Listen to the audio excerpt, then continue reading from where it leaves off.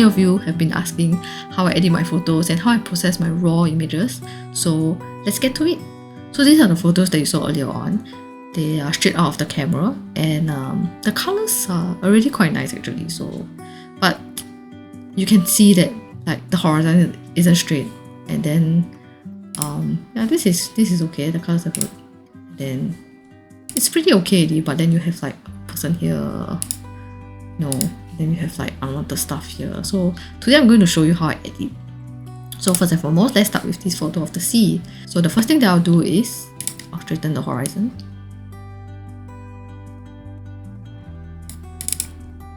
Okay, yep, looks good, right? But the colors isn't like exactly what I want. So let me show you how I edit if I don't have any presets, okay? So I'll go down to this tone curve here, and for each and every one of them, this, right, the white, I'll actually do this. So I pull it up a bit here, and a little bit down here, and I'll do the same and create a like slight S curve for every single one of these. Pull it up, up here, and then down here.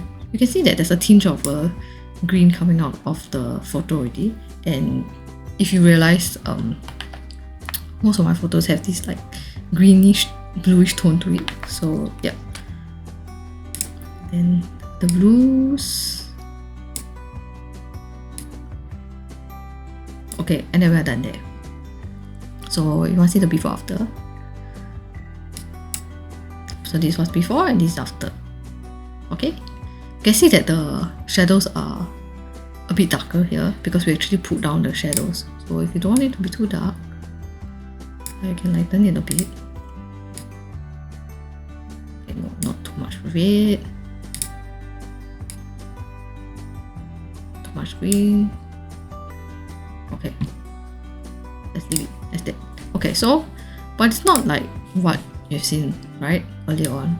So this is the next step that I usually do. I will usually go to the color temperature and I'll slide it from the left to right. Okay, yeah. So you can tell that it's a lot more blue now, right? And then the same for tint, I'll slide it all the way to the left. And then I'll increase it a little. Yeah, somewhere here. Somewhere here look good. Yeah, okay? But you can tell that the shadows here are still pretty dark, right? So you can lighten. You can lighten the shadows. You see a difference? See the difference, right? Okay, bring out the blacks. And then if you want it to look more dreamy, you can bring down the clarity.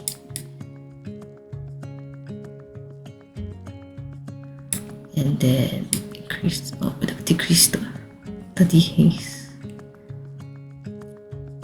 Yeah, so you can see this was the before and this is the after. So just a few tweaks and you get this dreamy result. So I'm actually very much into the Japanese photo aesthetics, and they actually have a lot more blue and greens in their photos. I really like that, the mood and the whole vibe they create. So that's what I tend to do with my photos as well. Okay, so this is what I showed you, and this is what I've done now. So pretty close, but then not quite there because yeah, the shadows here are quite harsh, right? It will take more time to achieve this effect. So if you want to tweak it a little more, let's go to the blues. Okay, let's bring out the blues a bit. Go down the contrast, increase the blacks. Okay, then you can use the color picker, pick this part. So you can tell that this color is this. You can increase the luminance so that it doesn't look so dark.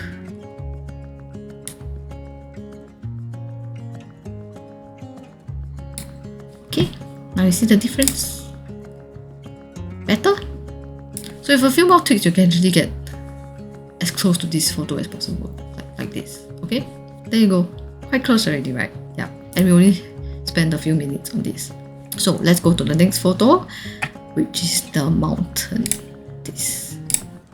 Okay. So this is raw, straight out of the camera, okay? And actually it looks pretty good already, right? But then we can make it even nicer. I think some photographers really refer to the histogram, right? So what the histogram tells you is, if this triangle is white, right, it's showing you that the blacks are clipping, means the blacks are too black. So if you want to increase it, you can just click on the histogram and shift it a little to the right, and then there you go. It's no longer white. But I don't really like obsess over the histogram, because sometimes it will tell you that the photo is not clipping, but to the human eye, sometimes the whites are too white and it will just feel too harsh. So this is the shadows. These are the blacks. Can you see the blacks here? These are the shadows. This is the mid-tones, the exposure. These are the highlights, and these are the whites. So if you need to adjust, you can just refer to this the category here: blacks, shadows, exposure, highlights, and whites. They correspond to all these settings here. Okay, so sometimes you will see that in very bright scenarios, like let's say if I pull up the highlights, right? You can see, right? You can see that this side is now overexposed, and the histogram shows that this is clipping, especially the red part. Usually if you have this in your photos, then you can try to bring it down so that the triangle disappears. Yeah, no more peeking. But it still looks really bright here, right? So that's what I mean. If it looks too bright to you, even though it's not clipping, you can still bring it down. So let's just bring it down. Okay, now let's go back to the tone curve again. So like what I did earlier on, I will do a small S curve, a gentle S curve across the 4 tone curves. Every time I reach the green color tone curve, then you can tell that it's getting there. Okay, the blue tone curve. Okay, so now I'm done with the tone curve. Then I will go to the white balance. Likewise, like the first photo, start from the left. Slowly slide to the right until I think it's about right. This feels just about okay. Then starting from the left, I will slide it slowly.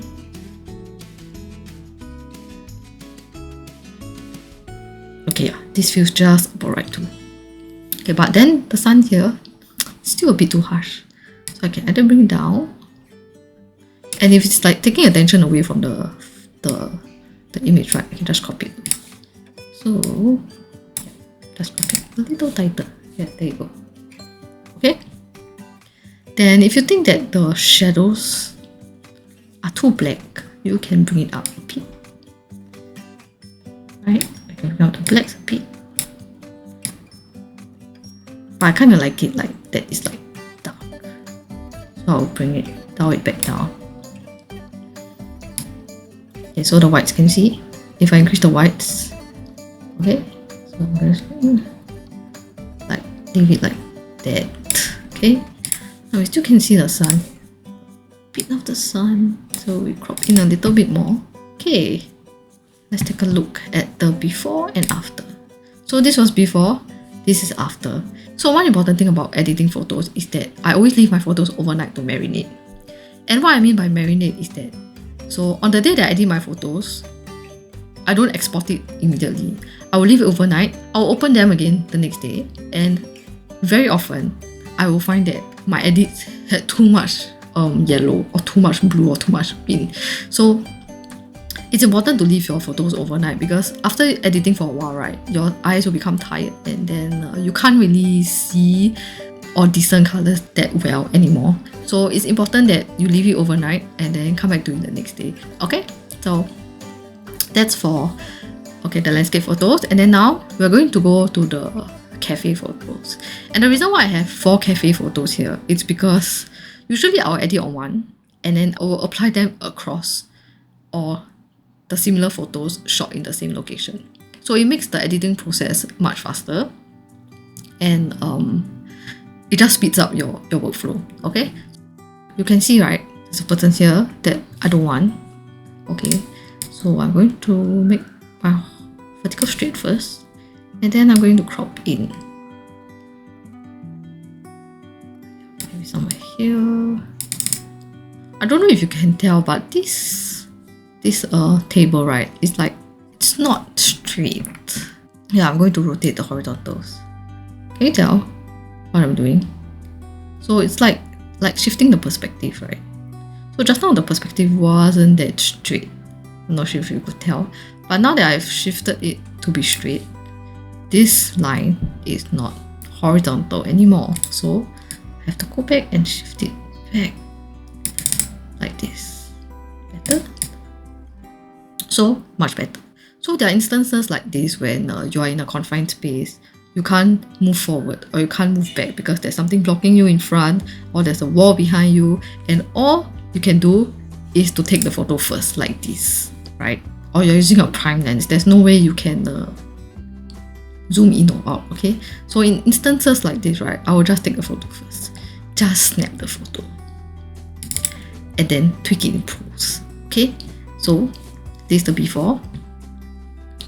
And then I'm going to draw up the version that I've edited here, okay, just for reference so that we can compare it later. Okay, so after we're done tweaking, making the horizontals and vertical straight, then I'm going to go into the curves again. So likewise, bring this up, down to create S curve. But now I feel like it's a bit too contrasty. So, okay, let me tweak the contrast. We'll bring down the contrast. Okay, much better there. And then I'm gonna work on the white balance. So, okay, likewise, blue, slowly slide it to the right.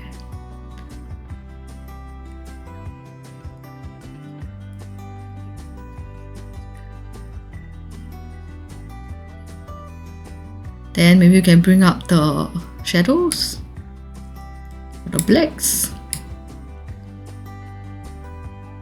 Okay, we'll bring out the exposure.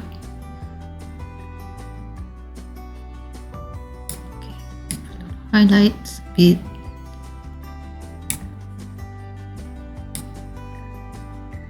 Okay, the reason why I bring up the exposure and then bring down the highlights, right? I mean, like, what's the point? Because the exposure increases the brightness of the entire photo. But then, sometimes it causes the whites or the highlights to be too bright. So that's when I will tone it down a bit.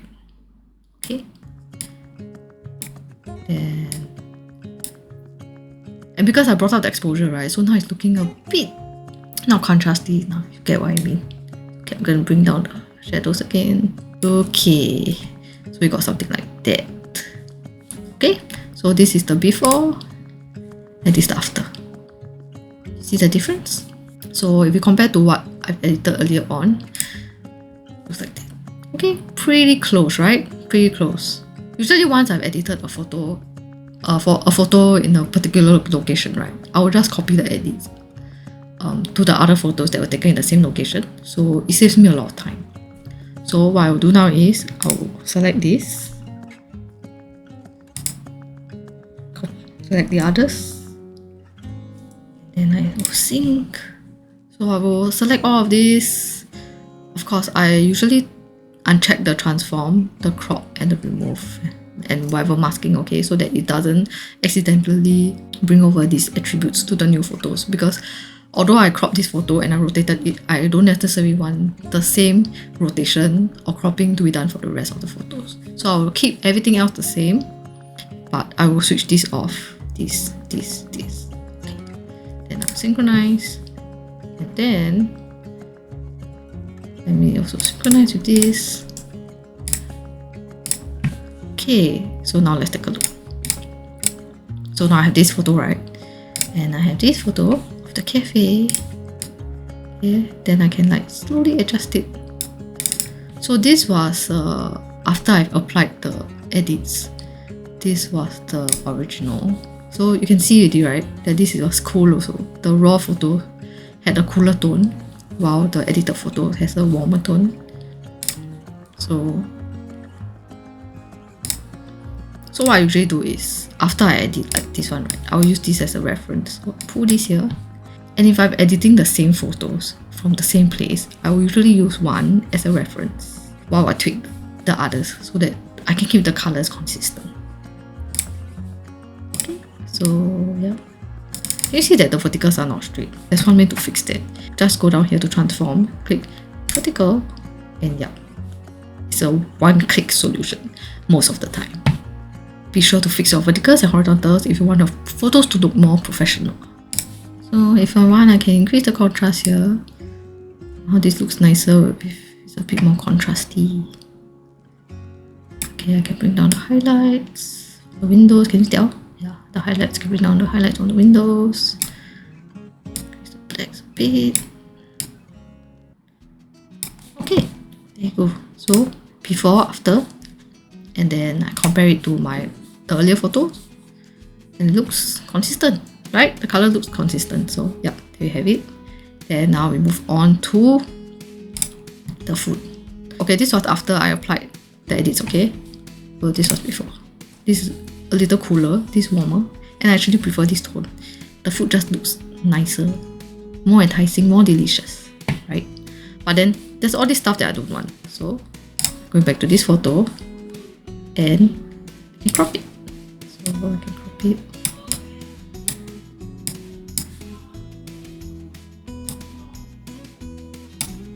Like that. Okay, and if you don't even want this line, you can easily remove it. So for this, let's try to remove.